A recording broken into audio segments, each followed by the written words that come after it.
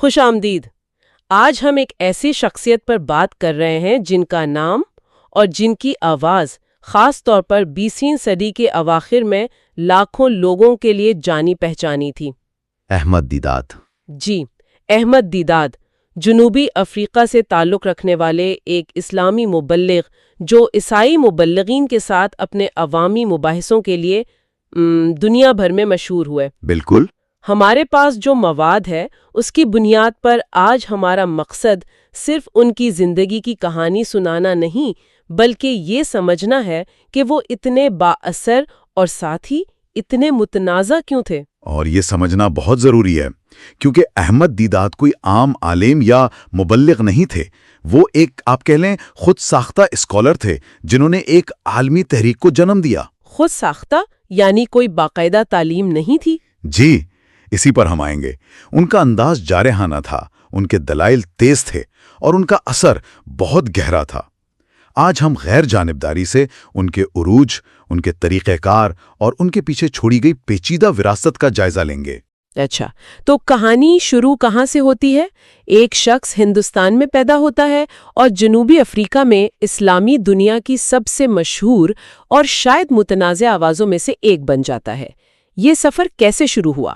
یہ سفر 1918 میں برطانوی ہندوستان کے شہر تھٹکیشور سے شروع ہوتا ہے، جہاں احمد حسین دیدات پیدا ہوئے۔ لیکن ان کی زندگی کا اصل رخ تب بدلا جب وہ صرف 9 سال کی عمر میں اپنے والد کے پاس جنوبی افریقہ چلے گئے۔ 9 سال کی عمر میں؟ یہ تو بہت بڑی تبدیلی ہوگی۔ بہت بڑی، اور یہ صرف جغرافیائی تبدیلی نہیں تھی۔ ماخذ میں ذکر ہے کہ ان کے ہندوستان چھوڑنے کے کچھ ہی مہینوں بعد ان کی والدہ کا انتقال ہو گیا۔ اوہ، ایک 9 سالہ بچے کے لیے یہ کتنا مشکل رہا ہوگا، ایک نئے ملک میں اپنی ماں کے بغیر۔ بالکل، اور اس پر مزید یہ کہ جنوبی افریقہ میں ان کے خاندان کو شدید مالی مشکلات کا سامنا تھا۔ حالات اتنے خراب تھے کہ دیدات کو صرف 16 سال کی عمر میں اسکول چھوڑنا پڑا۔ 16 سال کی عمر میں پڑھائی چھوڑ دی؟ جی، کام شروع کرنا پڑا۔ وہ پڑھائی میں بہت اچھے تھے لیکن خاندان کی مدد کے لیے یہ قربانی دینی پڑی۔ تو ایک نوجوان لڑکا جو پڑھنا چاہتا تھا اسے اسکول چھوڑ کر کام کرنا پڑا۔ یہیں سے ان کی زندگی میں وہ اہم موڑ آتا ہے جس نے سب کچھ بدل دیا۔ جی ہاں، یہ موڑ آیا 1936 میں۔ وہ ایک فرنیچر کی دکان پر سیلز مین کے طور پر کام کر رہے تھے، جہاں ان کا سامنا اکثر عیسائی مبلغین سے ہوتا تھا۔ اچھا۔ یہ مبلغین مسلمانوں کو عیسائیت کی تبلیغ کرتے تھے اور اکثر پیغمبر اسلام پر یہ الزام لگاتے تھے کہ اسلام تلوار کے زور پر پھیلا۔ اور یہ بات انہیں بہت تکلیف دیتی ہوگی۔ وہ ان الزامات کا جواب دینا چاہتے تھے لیکن علم نہیں تھا، ایک طرح کی بے بسی کا احساس ہوگا، ہے نا؟ یقینا، اور اسی بے بسی نے انہیں جواب تلاش کرنے پر مجبور کیا۔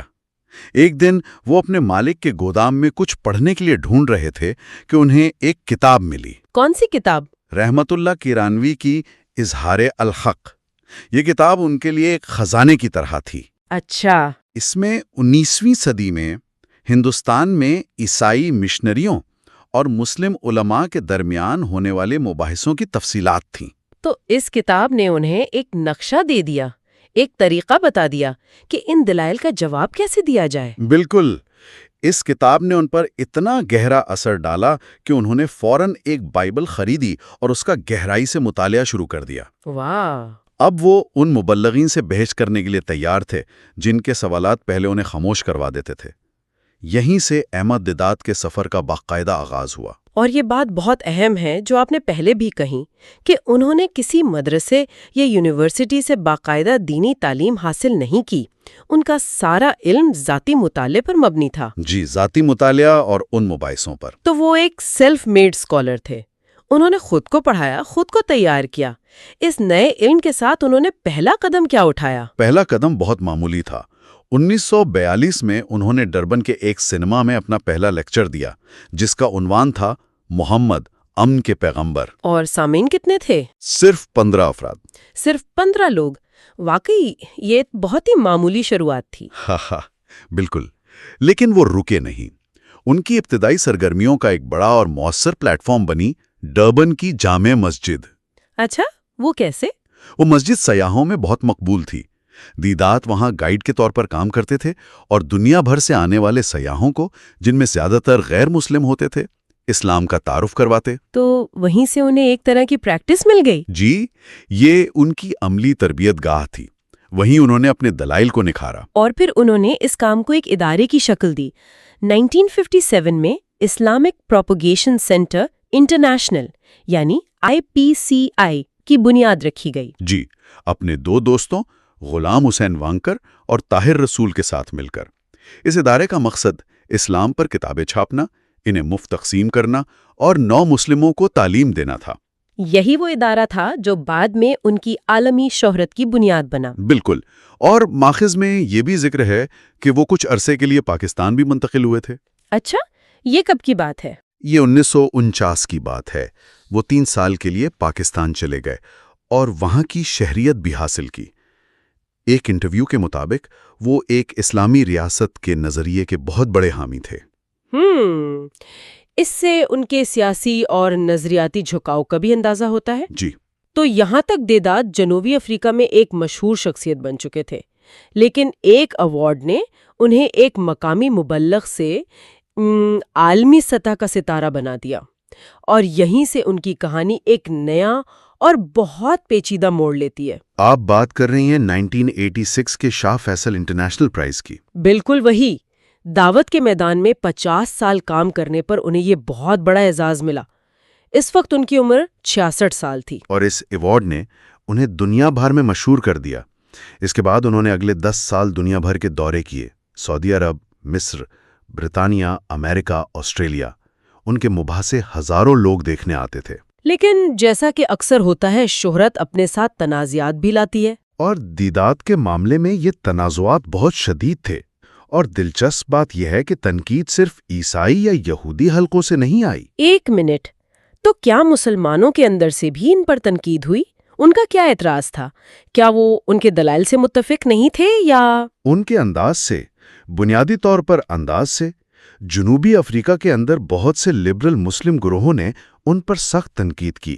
ان کا کہنا تھا کہ دیدات کا جارحانہ اور تصادم پر مبنی انداز اسلام کی صحیح نمائندگی نہیں کرتا۔ اچھا، وہ مانتے تھے کہ یہ انداز عیسائیوں، ہندوؤں اور یہودیوں کے لیے عدم برداشت کو فروغ دے رہا ہے اور بین المذہب ہم آہنگی کو نقصان پہنچا رہا ہے۔ اور پھر ان کی کتابوں نے اس آگ کو مزید ہوا دی۔ 1987 میں ان کی کتاب آئی، ہندوازم سے اسلام تک۔ جی، جس میں ہندو عقائد پر تنقید کی گئی تھی۔ پھر 2 سال بعد عرب اور اسرائیل تنازع یا مفاہمت شائع ہوئی، جس کے بعد یہودی بھی ان کے ناقدین میں شامل ہو گئے۔ ایسا لگتا ہے کہ وہ جان بوجھ کر متنازع موضوعات کا انتخاب کر رہے تھے۔ ایسا ہی لگتا ہے۔ ان کا مقصد صرف اسلام کا دفاع کرنا نہیں تھا، بلکہ دوسرے مذاہب کے عقائد کو چیلنج کرنا بھی تھا، اور ان کے سیاسی موقف بھی اتنے ہی متنازع تھے۔ جیسے کہ سلمان رشدی والا معاملہ؟ بالکل۔ 1988 میں جب سلمان رشدی کی کتاب شیطانی آیات پر ہنگامہ ہوا تو ایران کے آیت اللہ خمینی نے رشدی کی موت کا فتویٰ جاری کیا۔ دیدات نے اس فتوے کی کھلی حمایت کی۔ یہ ایک بہت بڑا قدم تھا۔ مطلب وہ صرف مذہبی مباحثوں تک محدود نہیں رہے، بلکہ سیاسی طور پر بھی انتہائی سخت موقف اختیار کر رہے تھے۔ جی ہاں، انہوں نے کہا کہ رشدی نے مقدس شخصیات کی توہین کی ہے اور اسے معاف نہیں کیا جانا چاہیے۔ اسی طرح جب وہ آسٹریلیا گئے تو وہاں کی حکومت کی ایک رکن نے ان پر کھلے عام مذہبی نفرت پھیلانے کا الزام لگایا۔ تو ان کا امیج ایک طرف ایک اسلامی ہیرو کا تھا اور دوسری طرف ایک نفرت انگیز مبلغ کا۔ آپ کہہ سکتی ہیں۔ ماخذ میں کچھ اور بھی سنگین الزامات کا ذکر ہے۔ ان کے مرکز IPCI کے لیے فنڈنگ اور اسامہ بن لادن کے ساتھ ملاقات کا بھی ذکر ہے۔ جی، ذرائع کے مطابق ان کے دعوتی مرکز کو بن لادن خاندان کی طرف سے مالی اعانت ملتی تھی، جو اس وقت ایک بہت بڑا تعمیراتی گروپ تھا۔ اور ملاقات کا کیا معاملہ ہے؟ یہ بھی بتایا گیا ہے کہ دیدات اسامہ بن لادن سے ملے تھے اور انہیں ایک مثبت شخصیت کے طور پر بیان کیا۔ یہ ایک بہت سنگین بات ہے۔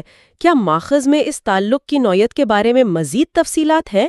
کیا یہ صرف مالی امداد تھی یا کوئی نظریاتی ہم آہنگی بھی تھی؟ دیکھیں، ماخذ اس کی گہرائی میں نہیں جاتا، لیکن یہ تعلق ان کے وراثت کا ایک بہت پیچیدہ اور تاریک پہلو ہے۔ یہی وجہ ہے کہ آج بھی کئی ممالک میں ان پر شدید تنقید ہوتی ہے۔ مثال کے طور پر فرانس میں 1994 سے ان کی کتابوں کی فروخت اور تقسیم پر پابندی ہے۔ پابندی کی وجہ؟ انہیں مغرب مخالف، یہود مخالف اور تشدد کو ہوا دینے والا سمجھا جاتا ہے۔ اتنی کتابیں، اتنے مباحثے، اتنی شہرت اور اتنے تنازعات، آخر ان کے انداز میں ایسی کیا خاص بات تھی جو کچھ لوگوں کو اتنا متاثر کرتی تھی اور کچھ کو اتنا ناراض کر دیتی تھی؟ ان کے انداز کو سمجھنے کے لیے ہمیں ایک اسکالر برائن لارکن کی بات کو سمجھنا ہوگا۔ لارکن کہتے ہیں کہ دیدات کی شہرت اسلامی علوم میں ان کی مہارت کی وجہ سے نہیں تھی۔ تو پھر کس وجہ سے تھی؟ بائبل کے بارے میں ان کے حیرت انگیز علم کی وجہ سے۔ وہ بائبل کی آیات کو اس طرح استعمال کرتے تھے جیسے کوئی وکیل قانون کی کتاب کو استعمال کرتا ہے، اپنے مخالف کو اسی کے دلائل سے شکست دینے کے لیے۔ اچھا، تو ان کا پورا زور عیسائی مشنریوں کو جواب دینے اور مسلمانوں کو فکری طور پر مسلط کرنے پر تھا۔ بالکل، اور یہ سمجھنا ضروری ہے کہ یہ انداز کیوں کامیاب ہوا۔ اس وقت مغربی ممالک میں بسنے والے بہت سے مسلمانوں کو ایک فکری دفاع کی ضرورت محسوس ہوتی تھی۔ دیدات نے انہیں وہی ہتھیار فراہم کیے۔ ہتھیار؟ یعنی مخالف کے ہی صحیفوں سے دلائل؟ جی، ایک اور اسکالر ڈیوڈ ویسٹریلینڈ نے ان کے انداز کو ایک بہت دلچسپ نام دیا ہے، مناظرے کے ذریعے معذرت خواہی، یعنی اپولوجیٹکس تھرو پولیمکس۔ مناظرے کے ذریعے معذرت خواہی، اس کا کیا مطلب ہوا؟ یعنی وہ صرف اسلام کا دفاع نہیں کر رہے تھے بلکہ وہ دوسرے مذاہب کے نظریات پر بھی براہ راست حملہ کر رہے تھے۔ کیا یہی وجہ تھی کہ وہ اتنے متنازع تھے؟ بالکل یہی بات ہے۔ اپولوجیٹکس کا مطلب ہے اپنے عقیدے کا دفاع کرنا، لیکن پولیمکس کا مطلب ہے جارحانہ بحث جس میں دوسرے کے عقیدے پر حملہ کیا جائے۔ دیدات کا انداز ان دونوں کا مرکب تھا۔ وہ دفاع کرنے کے لیے حملہ کرتے تھے؟ جی، اور یہی جارحانہ انداز ان کی تحریروں میں بھی نظر آتا ہے۔ ان کی کتابوں کے عنوانات سے یہ اندازہ ہو جاتا ہے کیا بائبل خدا کا کلام ہے، صلیب پر موت یا صلیبی افسانہ؟ یہ صرف عنوانات نہیں بلکہ براہ راست چیلنج ہے، اور ان کی سب سے مشہور کتاب the choice, Islam and Christianity کی لاکھوں کاپیاں مفت تقسیم کی گئیں۔ وہ معلومات کو ایک جنگ کی طرح لڑ رہے تھے۔ آپ نے صحیح کہا، ان کے لیے یہ ایک فکری جنگ تھی، اور اس جنگ کے آخری سال ان کے لیے جسمانی طور پر بہت تکلیف دہ تھے۔ 3 مئی 1996 کو ان پر فالج کا ایک بہت شدید حملہ ہوا۔ اس حملے میں انہیں مکمل طور پر مفلوج کر گیا تھا، ہے نا؟ جی، گردن سے نیچے ان کا پورا جسم مفلوج ہو گیا تھا۔ وہ بولنے یا کچھ نگلنے سے بھی قاصر تھے۔ لیکن ان کا دماغ اور ہوش و حواس مکمل طور پر کام کر رہے تھے۔ وہ ایک قیدی کی طرح اپنے ہی جسم میں بند ہو گئے تھے۔ یہ تو تصور کرنا بھی مشکل ہے۔ 9 سال! اس کے لیے کس قدر ذہنی مضبوطی کی ضرورت ہوگی؟ تو وہ اس حالت میں بات چیت کیسے کرتے تھے؟ انہوں نے آنکھوں کی حرکت کے ذریعے بات چیت کرنا سیکھا۔ ان کے سامنے حروف تہجی کا ایک چارٹ رکھا جاتا تھا اور وہ آنکھوں کے اشارے سے ایک ایک حرف منتخب کر کے الفاظ اور پھر جملے بناتے تھے۔ ایک ایک حرف کر کے؟ یہ تو انتہائی سست اور تھکا دینے والا عمل ہوگا۔ بہت زیادہ، لیکن انہوں نے ہمت نہیں ہاری۔ اور اس حالت میں بھی انہوں نے اپنا کام جاری رکھا۔ جی، اپنی زندگی کے آخری 9 سال انہوں نے اسی حالت میں بستر پر گزارے، اور اس دوران بھی وہ اپنے مرکز کا کام چلاتے رہے، خطوط کا جواب دیتے رہے۔ دنیا بھر سے لوگ ان سے ملنے آتے رہے۔ آخرکار 8 اگست 2005 کو 87 سال کی عمر میں ان کا انتقال ہو گیا۔ تو ان تمام معلومات کی روشنی میں ہم احمد دیدات کا کیا خلاصہ کر سکتے ہیں؟ یہ واضح ہے کہ وہ ایک بہت ہی پیچیدہ اور قطبی شخصیت تھے۔ ایک طرف وہ ایک انتہائی بااثر اور کرشماتی مقرر تھے، جی، جنہوں نے لاکھوں مسلمانوں کو، خاص طور پر مغربی دنیا میں رہنے والوں کو، اپنے مذہب کا دفاع کرنے کا اعتماد اور دلائل فراہم کیے۔ انہوں نے بہت سے لوگوں کو یہ احساس دلایا کہ انہیں اپنے عقیدے پر شرمندہ ہونے کی ضرورت نہیں، بلکہ وہ فکری سطح پر اس کا دفاع کر سکتے ہیں۔ بالکل، وہ بہت سے لوگوں کے لیے ایک ہیرو تھے، لیکن سکے کا دوسرا رخ بھی ہے۔ ان کا تصادم پر مبنی انداز اور دیگر مذاہب پر سخت تنقید نے انہیں ایک انتہائی متنازع شخصیت بنا دیا۔ یہاں تک کہ خود مسلم کمیونٹی کے اندر بھی کچھ لوگ ان کے طریقے سے شدید اختلاف کرتے تھے۔ ان کا ورثہ ان دونوں پہلوؤں کا مرکب ہے۔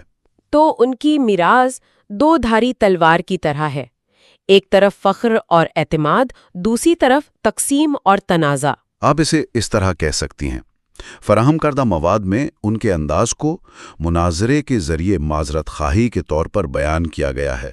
یہ ایک اہم سوال پیدا کرتا ہے جس پر غور کیا جا سکتا ہے۔ اور وہ کیا ہے؟ کہ بین المذہب مکالمے میں ایک مضبوط اور مدلل بحث اور تفریقہ پھیلانے والے مناظرے کے درمیان آخر وہ لکیر کہاں ہے؟ کوئی اپنے عقیدے کا دفاع دوسرے پر حملہ کیے بغیر کیسے کر سکتا ہے؟ یہ وہ سوال ہے جو احمد دیدات کا ورثہ آج بھی ہمارے سامنے رکھتا ہے۔